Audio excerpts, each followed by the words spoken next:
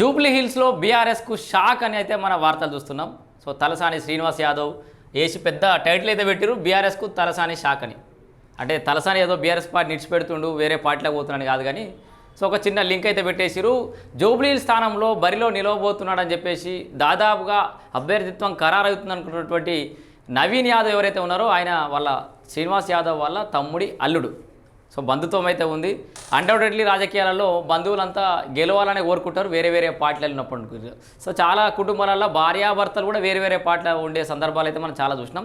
So ఏ రకంగా చూసుకున్నా కూడా Talasani Srinivas Yadav as a loyal పార్టీకి లాయల్ ఉన్నప్పటికీ కూడా, బీఆర్ఎస్ పార్టీ నాయకుడిగా ఉన్నప్పటికీ కూడా ఇండైరెక్ట్గా ఆయన నవీన్ యాదవ్కు సపోర్ట్ చేస్తాడేమో అన్నట్టుగానైతే ఈ ఇంటర్వ్యూలో సంచలనమైనటువంటి విషయాలు అయితే బయటకు వచ్చినాయని చెప్పేసి అయితే ఈ వార్త రాసిరు. సో ఇవన్నీ పక్కకు పెడితే అసలు జూబ్లీ హిల్స్ కాస్త ఆ జూబ్లీ హీట్ను పెంచుతోంది, పొలిటికల్ హీట్ పెంచేసింది. మరి జూబ్లీ హిల్స్లో ఎవరు గెలవబోతున్నారు, ఎవరి గెలుపు అవకాశాలు ఎలా ఉన్నాయని చెప్పేసి మనం గతంలో కూడా వీడియో చేసినాం. ఇప్పుడు కూడా కొంచెం చర్చించే ప్రయత్నం చేద్దాం. ముందుగా జూబ్లీ హిల్స్లో బీఆర్ఎస్ పార్టీ అభ్యర్థి ఆల్రెడీ ఖరారు అయిపోయారు, మీ అందరికీ తెలుసు. మాగంటి గోపీనాథ్ గారి మరణం తర్వాత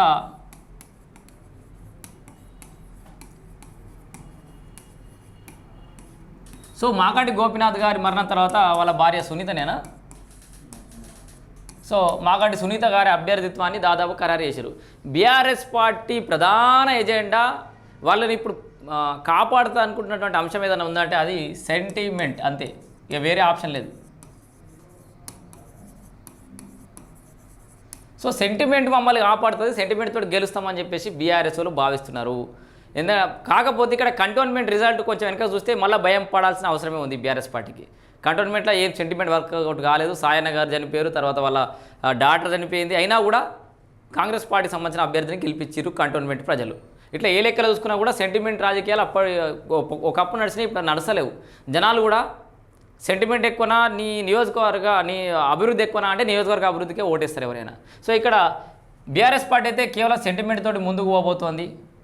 దాంతోపాటు సిట్టింగ్ స్థానము అండ్ ఏదో దీని ఏమంటారు మోసాలకు సంబంధించి ఏదో కార్డు ఏం గ్యారంటీ కార్డులు కాంగ్రెస్ పార్టీ ఏదైతే ఇచ్చి మోసాలు చేసింది అని చెప్పేసి ఒక కార్డునైతే అయితే బాకీ కార్డ్ సో బాకీ కార్డ్ అని ఒక అన్ని నమ్ముకున్నారు ఇప్పుడు వీళ్ళు.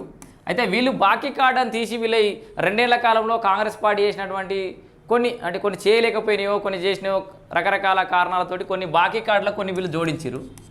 అటు కాంగ్రెస్ వీళ్ళు 10 జోడిస్తే వీళ్ళు 100 జోడిస్తారు. ఇప్పుడు బీఆర్ఎస్ పార్టీ బాకీ ఉన్న కార్డులేంది, బీఆర్ఎస్ పార్టీ వైఫల్యం లేదని వాళ్ళు ఒక 100 తీసుకొస్తారు ముచ్చట. వాళ్ళు 10 ఏళ్ల కాలంలో వాళ్ళు ఎక్కువ ఉంటాయి. వాస్తవానికి వీళ్ళు 2 ఏళ్ల కాలం కాబట్టి ఇక తక్కువ ఆప్షన్స్ ఉంటాయి, బాకీ కార్డులో తక్కువ ఆప్షన్స్ మిగులుతాయి. వీళ్ళ 10 ఏళ్ల కాలంలో బాకీలు ఎక్కువ ఉంటాయి. ఇప్పుడు 2 ఏళ్ళు ఉన్నోనికి బాకీలు ఎక్కువనా, 10 ఏళ్ళు అప్పులు చేసినోనికి బాకీలు ఎక్కువనా అంటే 10 ఏళ్ళు చేసినోనికి బాకీలు ఎక్కువ. బాకీ కార్డు బీఆర్ఎస్ పార్టీకి బూమరాంగ్ అయ్యే అవకాశం కూడా ఉంది ఇక్కడ. సో ఏది ఏమైనా బీఆర్ఎస్ పార్టీ సిట్టింగ్ స్థానం, సెంటిమెంటు, ఆ బాకీ కార్డు అనేది పట్టుకున్నారు. ఈ 2 ఏళ్ల కాలంలో అధికార పార్టీ మీద ఏమన్నా వ్యతిరేకతను ఏదైనా ఉంటే, వైఫల్యాలు ఏమైనా ఉంటే అవి ఏమైనా పనికి వస్తాయి. అండ్ హైదరాబాద్లో డెవలప్మెంట్ చేసినామని చెప్పుకుంటారు కదా వాళ్ళు, డెవలప్మెంట్ హైదరాబాద్లో సో అద్దాల మెడలు కట్టేసినారు కాబట్టి ఆ రకంగానన్నా ఓట్లు పడితే ఏమో అని చెప్పేసి వాళ్ళు చెప్తారు. ఇప్పుడు ఈ సందర్భంగా ఇంకో విషయం చెప్పాలి. బీఆర్ఎస్ పార్టీ వాళ్ళు హైదరాబాద్లో అసలు భూమి రేట్లు పడిపోయినాయి, హైడ్రా వచ్చిన తర్వాత ఆగమాగం చేసేసారు. హైదరాబాద్ అతలాకుతలం అయిపోయింది. కేసీఆర్ ఉన్నప్పుడు మస్తు రేట్లుండే భూములకి, రేవంత్ రెడ్డి వచ్చినాక కుప్ప ఊలిపోయిందని వాళ్ళే ప్రచారం చేశారు. ఎట్లుండే హైదరాబాద్ అని మొత్తం Madhapur area, hitech city area మొత్తం హై రైజ్డ్ బిల్డింగ్స్ అన్నీ చూపెట్టారు. ఇప్పుడు సడన్గా నిన్న ఒక దగ్గర భూమి 177 కోట్ల 277 కోట్లు అమ్ముడు పోయింది. 177 కోట్ల ఒక ఎకరం అమ్ముడు పోయింది. కథం. ఇప్పుడు మళ్ళీ దుకాణం మార్చిరిగా, అంటే డైలాగ్ గెటప్ చేంజ్ చూసిరా, ఇదంతా మళ్ళీ కేసీఆర్ చలవనే, అందుకే ఇంత రేట్ వచ్చింది. మేము 2 ఏళ్ల కింద 2 ఏళ్ళు అవుతుంది వేరే పార్టీ అధికారులకు వచ్చి, రేట్లు పెరిగితేనేమో కేసీఆర్ ఖాతాలోకి, తగ్గుతున్నాయనే ప్రచారమేమో మళ్ళీ రేవంత్ రెడ్డి ఖాతాలోకి ఇస్తారు. సరే ఏది ఏమైనా మనం ఇప్పుడు ఆ వివాదాలు జోలికి పోతలేం కానీ బీఆర్ఎస్ పార్టీ వీటిని నమ్ముకుంది. ఇక కాంగ్రెస్ పార్టీ విషయానికి వస్తే అనేక మంది అభ్యర్థులు మారుతూ వచ్చారు, అంటే పోటీలో ఉన్నారు. వాస్తవానికి మారుతూ రావడం కాదు కానీ, సో కాంగ్రెస్ పార్టీ మొదటి నుంచి గతంలో పోటీ చేసినటువంటి అజారుద్దీన్ అని ఫస్ట్ స్టార్టింగ్లో పేరు వినిపించింది. అయితే అజారుద్దీన్కి ఎమ్మెల్సీ ఇస్తామని చెప్పేసి కేబినెట్లో నిర్ణయం చేసిన తర్వాత ఎమ్మెల్సీ డ్రాప్ అయిపోయినట్టే, ఈయనకు ఎమ్మెల్సీ చెప్పారు కాబట్టి. ఇక గతంలో పోటీ చేసినటువంటి నవీన్ యాదవ్, నవీన్ యాదవ్ పేరు ప్రముఖంగా వినిపించింది. తర్వాత ఈ మధ్య కాలంలో దాదాపు ఒక నెల రోజుల కింద నుంచి సిఎన్ రెడ్డి కౌన్సిలర్ ఈయన పేరు వినబడుతుంది. తర్వాత ఇంకా మీకు ఈ సిఎన్ రెడ్డి పేరు కంటే ముందు అజారుద్దీన్ పోయిన తర్వాత నవీన్ యాదవ్ పేరు వినిపించే సమయంలో చిరంజీవి పేరు కూడా వినిపించింది. వాస్తవానికి చిరంజీవి, నాగార్జున, సో ఇట్లా చాలామంది పేర్లు వినబడ్డాయి. ఏదేమైనా వీళ్ళంతా కూడా డ్రాప్ అయిపోయినట్టే ఒక రకంగా. చిరంజీవి, నాగార్జున లేదు, అజారుద్దీన్ లేదు. మధ్యలో ఇంకొక పేరు ఈ తర్వాత సిఎన్ రెడ్డితో పాటు బొంతు రామ్మోహన్ పేరు, రామ్మోహన్. సో బొంతు రామ్మోహన్ పేరు వినిపించింది. అయితే బొంతు రామ్మోహన్ కూడా నిన్ననే, నాకు తెలిసి నిన్ననో మొన్ననో, నేను ఈ రేస్లో లేను, నేను టికెట్ ఏం అడగలేదు, అధిష్టానం చూసుకుంటే నేనేం అడతలే అని చెప్పేసి ఆయన ప్రకటించేసిండు. సో ఈ రకంగా బొంతు రామ్మోహన్ కూడా డ్రాప్ అయిపోయినట్టే. ఇక క్లియర్గా రేస్లో నిలబడ్డది అంటే పేర్లు అయితే నవీన్ యాదవ్ది, సిఎన్ రెడ్డి, అట్లాగే బొంతు రామ్మోహన్ పేరు పంపించినట్టుగా అయితే తెలుస్తుంది అధిష్టానంకి ఫైనలైజ్ చేయడానికి. దీంట్లో బొంతు రామ్మోహన్ ఆల్రెడీ డ్రాప్ అయిపోయినట్టే.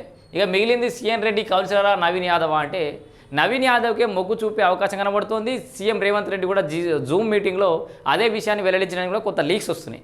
లీక్స్ వచ్చినా రాకుండా స్టాటిస్టిక్స్ లెక్కలు చూస్తే కనుక నవీన్ యాదవ్కే బెనిఫిట్ అయ్యే అవకాశం కూడా కనబడుతోంది. ఇక్కడ క్లియర్గా ఏంటంటే నవీన్ యాదవ్ గతంలో ఏఐఎంఐఎం నుంచి పోటీ చేసిండు. సో ఎంఐఎం పార్టీ నుంచి పోటీ చేసి మంచి ఓటు బ్యాంక్ సాధించిండు. సో ఆల్రెడీ ఇక్కడ మనకు జూబ్లీ హిల్స్లో చూసుకున్నట్టయితే ఇక్కడ కాంగ్రెస్లో జూబ్లీ హిల్స్లో ముస్లిం ఓటు బ్యాంకు, అట్లాగే యాదవ్స్. సో వీళ్ళిద్దరు ముస్లింది యాదవ్స్ ఓటు బ్యాంక్ ఎక్కువ ఉంది కాబట్టి నవీన్ యాదవ్ సో ఇట్లా కుల బ్యాంకులా కలిసి వచ్చే అవకాశం ఉంది. ఎంఐఎం నుంచి పోటీ చేసింది కాబట్టి ముస్లిం ఓటు బ్యాంకు, యాదవ్ కాబట్టి Yadav vote bank. And undoubtedly Congress party అనగానే ముస్లిమ్స్ కొంత మొగ్గు చూపే అవకాశం కూడా ఉంది. ఎందుకంటే ఇక్కడ బీజేపీకు బీఆర్ఎస్కు ఓటు స్ప్లిట్ కావచ్చు, బీఆర్ఎస్ కాంగ్రెస్లో పంచుకోవచ్చు, కానీ బీజేపీకి అయితే పోదు ఏది ముస్లిం ఓటు బ్యాంక్. సో ఏ రకంగా చూసుకున్నా గతంలో పోటీ చేసిన అనుభవం, ఎంఐఎంలో ఉన్న పరిచయాలు, అటు ఎంఐఎం కూడా నవీన్ యాదవ్కి ఇస్తే మద్దతు ఇస్తామని చెప్పడం, ఏ రకంగా చూసుకున్నా కూడా నవీన్ యాదవ్ను తీసుకోవడం వల్ల నవీన్ యాదవ్కు అడ్వాంటేజ్లెస్ ఉన్నాయి గెలవడానికి.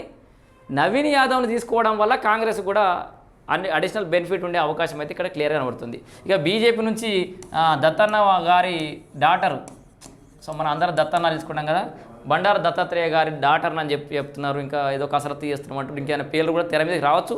మేబీ టైంకి ఎవరన్నా సెలబ్రిటీని దించినా కూడా ఆశ్చర్యం లేదు. సో ఎవరు దించినా జూబ్లీ హిల్స్లో భారతీయ జనతా పార్టీ పోటీ నామమాత్రంగానే ఉండే అవకాశం ఉంది. ఇక్కడ బీజేపీ ఎప్పుడు సీట్లు చీల్చి ఓట్లు చీల్చే అవకాశం ఉందంటే బీజేపీతో పాటు టీడీపీ మద్దతు తీసుకుంటే, టీడీపీ ముచ్చట ఎందుకు వచ్చింది రీడ సడన్గా కానీ మీరు పరిచయం కాకూరి, మీకు చూపిస్తా. టీడీపీ ఆల్రెడీ తెలంగాణలో పోటీలో ఉంటుందా అని చెప్పేసి అయితే వాస్తవానికి పెద్ద ఎత్తున ప్రచారం కొనసాగింది. అయితే చంద్రబాబు నాయుడు చివరి నిమిషంలో దబ్బన బీజేపీ కోరితే వాళ్ళు రిక్వెస్ట్ చేస్తే బీజేపీకి మద్దతు తెలపాలని డిసైడ్ అయ్యారు. పోటీలో డైరెక్ట్గా నేరుగా పోటీలో ఉండట్లేదు టీడీపీ. సో బీజేపీ టీడీపీ ఇక్కడ జూబ్లీహిల్స్లో కలిసి పోరాటం చేస్తే ఏమైనా ఓట్లు చీలొచ్చు, కానీ మరి ఆ ఓట్లు ఎవరు చీలుతాయి? పెద్దగా కాంగ్రెస్కు నష్టపోయే అవకాశం కూడా లేదు.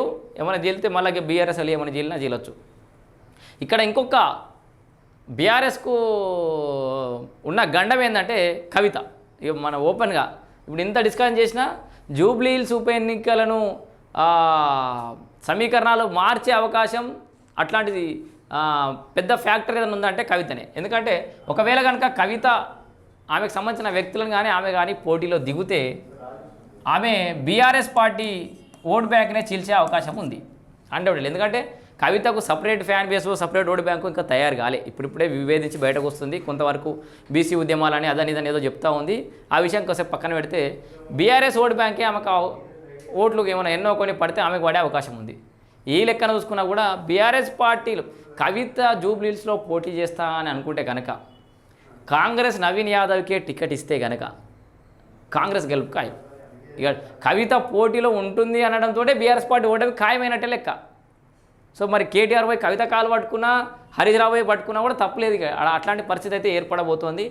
ఏది ఏమైనా సో మొత్తానికి జూబ్లీ హిల్స్ అభ్యర్థిగా నవీన్ యాదవ్ అని చెప్పేసి అయితే పేరు వినబడుతోంది. ఇక్కడ ఏం జరగబోతోంది అనేది మాత్రం మనం కాలమే సమాధానం చెప్తుంది. ఒకవైపు బీసీ రిజర్వేషన్ల అంశం, స్థానిక సంస్థలకు సంబంధించిన ఎన్నికలకు సంబంధించిన అంశం హాట్ టాపిక్గా నడుస్తున్న నేపథ్యంలో సో జూబ్లీ హిల్స్ ఎన్నికలు అయితే ఆల్రెడీ కన్ఫర్మ్ అయిపోయినాయి కాబట్టి వాటికి ఎలాంటి అడ్డంకి లేదు. ఎన్నికలు సజావుగా జరిగే అవకాశం ఉంది. అక్కడ కాంగ్రెస్ గెలుపు అవకాశాలు అయితే ఎక్కువ కనబడుతున్నాయని కూడా వినబడుతోంది. ఇక్కడ జూబ్లీ హిల్స్ ఎన్నికలకి ఓ టీడీపీ దూరం, బీజేపీ అడిగితే మద్దతు ఇవ్వాలనే నిర్ణయం. టీడీపీ నేతలతో పార్టీ చీఫ్ చంద్రబాబు అయితే సమావేశం అని కూడా చూస్తున్నాం మనం. సో ఇక్కడ ఈయన కూడా ఆల్రెడీ సర్వేలలో కూడా నవీన్ యాదవ్ పేరు అయితే గట్టిగా వినబడుతుందట. వేచి చూద్దాం జూబ్లీ హిల్స్ ఉప ఎన్నికలో మరి ఏ పార్టీ జెండా ఎగరబోతోంది. కాంగ్రెస్కు పోతే పోయేది ఏం లేదు ఒక సీటు, కానీ బీఆర్ఎస్కు పోతే మాత్రం వాళ్ళ భవిష్యత్తు పార్టీ ఫనంగా పెట్టినట్టు అయిపోతుంది. రేవంత్ రెడ్డి అన్నట్టుగా గడ్డి మొలవని ఏమన్నట్టుగానే అట్లాంటి పరిస్థితి అయిపోతుంది. బీఆర్ఎస్ పార్టీ భూస్థాపితం కాబోతుంది ఒకవేళ జూబ్లీ హిల్స్ ఎన్నికల్లో ఓడిపోతే.